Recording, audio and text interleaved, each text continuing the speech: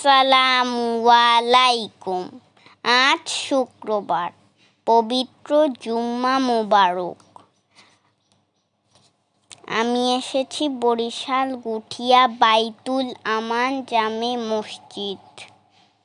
বাহিরে যে বড় গম্বুজ দৃশ্যমান, এই শৈল্পিক কারুকাজ তারই ভিতরের অংশ।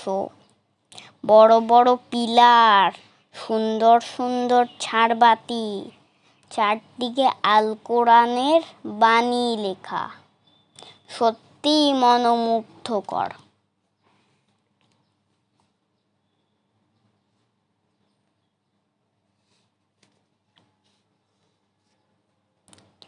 প্রতিদিনই অনেক পর্যটক আসে এর সৌন্দর্য উপভোগ করতে।